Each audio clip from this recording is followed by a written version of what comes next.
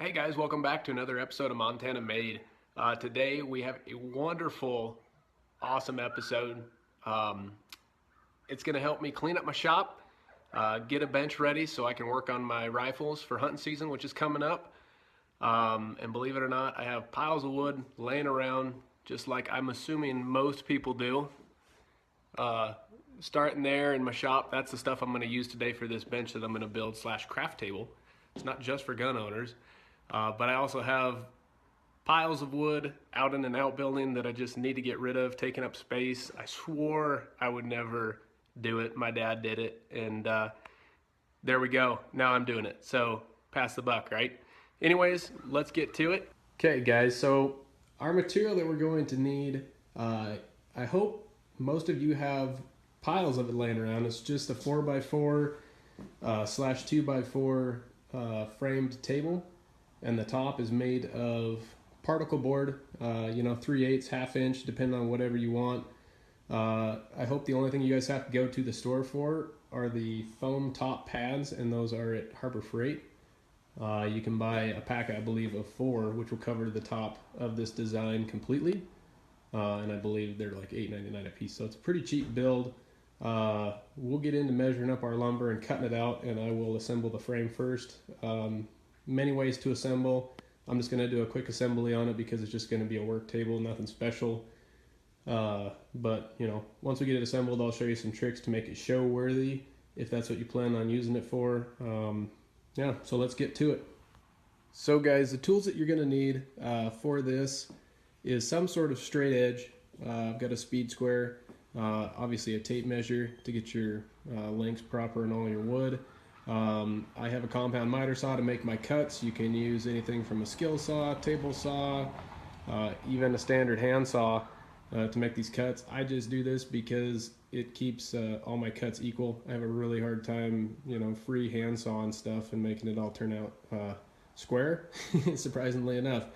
I'm going to sit here and look at my plans while I'm doing this.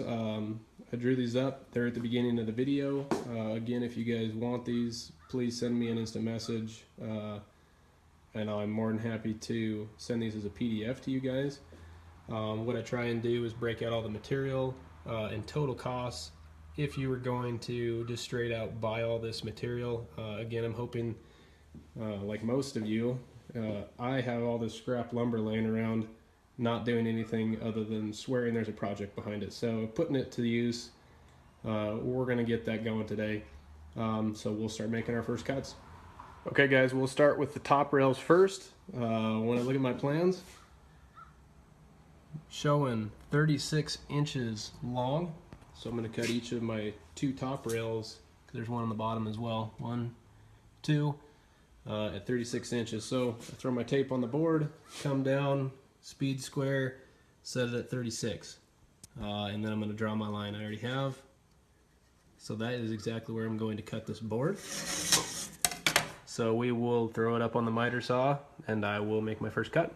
Okay guys, we're queued up to make our first cut. I always try and leave the blade just outside of the mark, just so it's consistent with all of my cuts.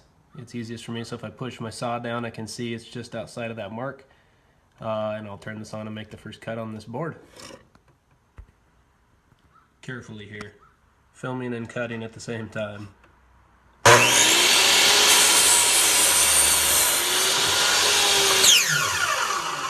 And there we go. We have a perfect straight edge. Hopefully zeroed up, so that all my next cuts are going to be exactly the same. I won't do every single cut on this video. That's just how it looks, what you should do. I will make all my cuts and show you all the finished lumber once I'm done doing that, and we'll get started putting it all together. Alright guys, we got the top 2 rails cut out and we got the side rails cut out. Everything's very square. The next thing we got to do is assemble this.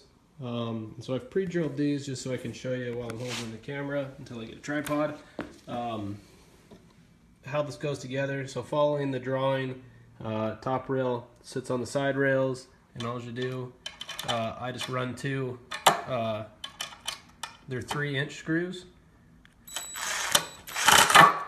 So I can even do this with the phone in my hand. All the way in. There we go. So they lock down. I'm using a Torquey.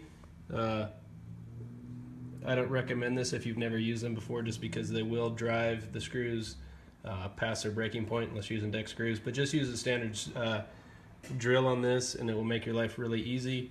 So anyway, there we go. First joint is done, and I will go around all the sides and do that, and then I'll come back to you. The reason I do this without cutting out any other wood, because then I can get a true measurement on the inside for my 2 support boards that come from the side rails across that attach this and tie this frame all together. So I will screw these together, I'll cut out my support boards and come back to you guys. Okay guys, so what we've done is I've cut out my 2 support boards based on my interior measurement. Following my plans, it should have been 33 inches.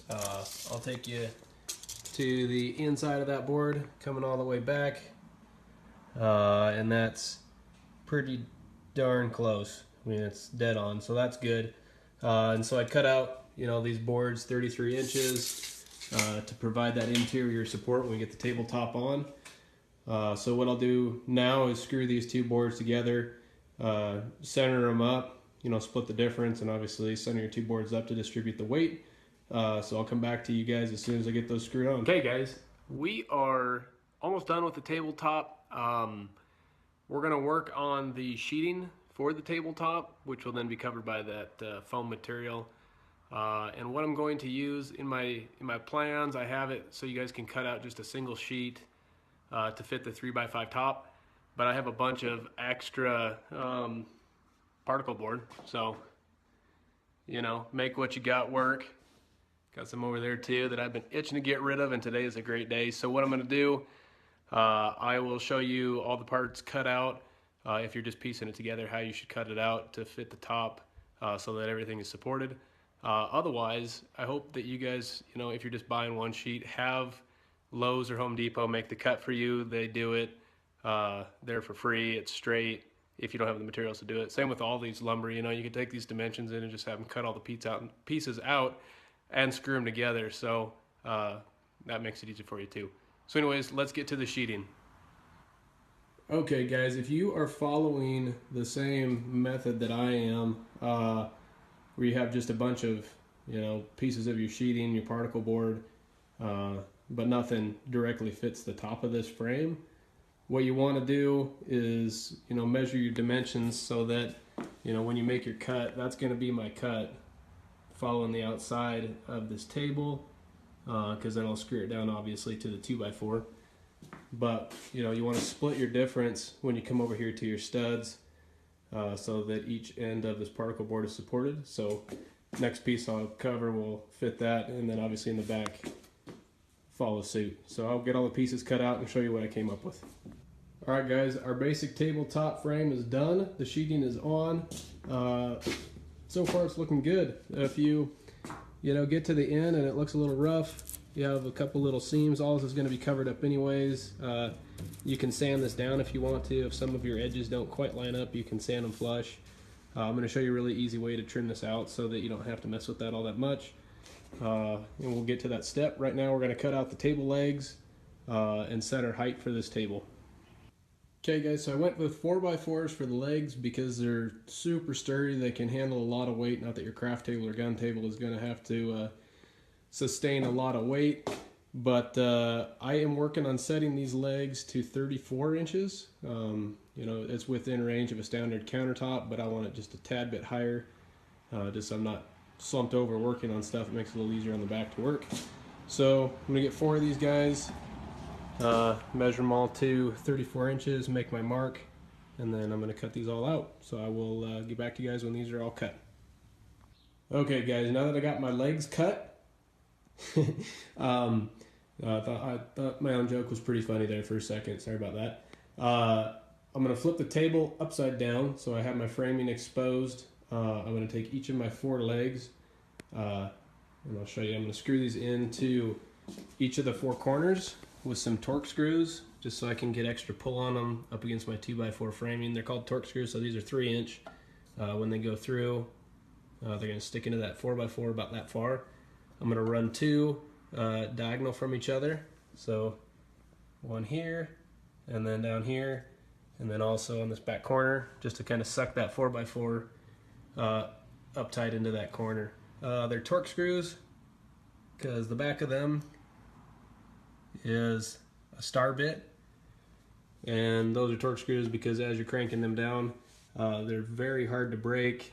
Like if you were to use a standard Phillips head, screw on something like this, you'll probably break off the tops of these right about here when they get buried in that wood. So anyways, I'll mount these legs and I will get back to you. Okay, here we are, table set up. Now we have to cut our bracing for the legs.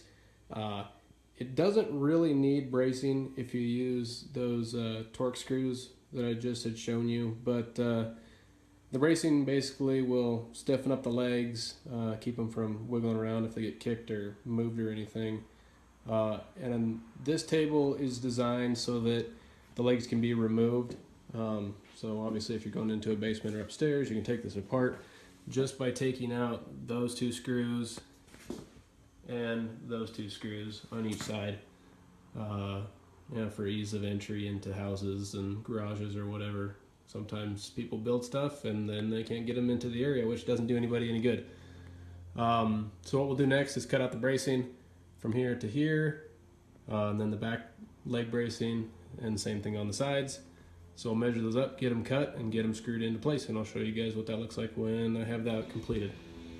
Okay guys, we are complete with the framing of this table. So that's basically what you should end up with in some sort of manner or fashion. Feel free to do all your attachment points, your screw points, completely different than what I did, since it's going to be a craft table. I don't really care if it gets banged up a little bit, but I've got finished work to do. We're going to roll into the mat that we're going to put on the top. So I'm doing a foam, basically, mat on the top so that if things fall, they're not going to get damaged. It's nice and squishy. You can replace it if it gets dirty or cut up. And then we'll do some trim on the outside and just some minor, sanding details and that kind of stuff. But other than that, I don't really think it's going to need anything else. We'll get right to it, and I'll show you guys the next few steps to complete this table. Okay guys, now we're to the fun part. I'm kind of starting to bring this whole table together so it doesn't look quite so rough.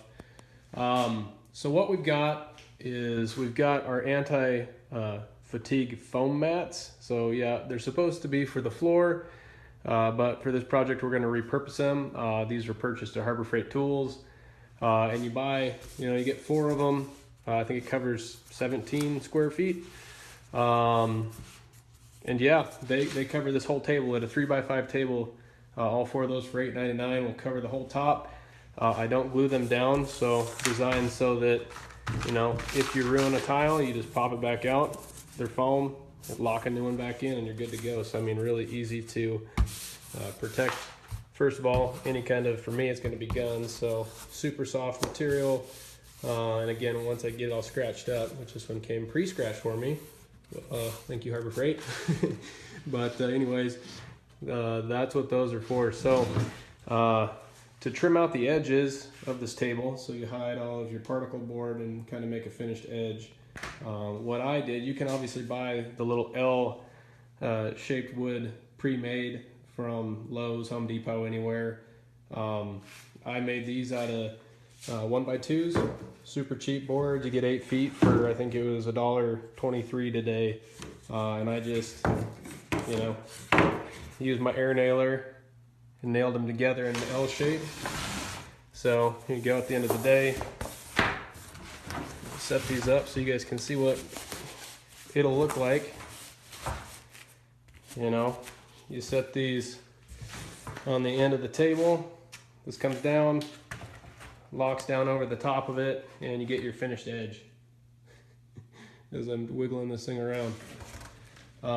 What I'll do is miter these 1x2s that I made this L, and I'll inlay my mat so you guys can see the final product, and we'll come back and talk about that when I get that all done. All right, guys, we are done. This turned out pretty nice. I'm pretty happy with it. As you can see, it is big enough to fit a gun, multiple guns, multiple more guns, and the best part is if you have one and drop it, it's super soft to protect anything, any projects you're working on. You can also, you can mount a vise to this pretty easily. Yeah, very happy with it. Obviously still rough, unfinished, but it is sturdy and it is a solid craft slash gun bench. Anyways, I hope you guys like this. Would love to see some pictures, anything if you guys end up building this. Would be good to see ideas that you come up with. There's thousands of ways to put this together. Just giving you the guidelines for it. So anyways, guys, please like, please subscribe, and I will hopefully have some more projects coming at you soon.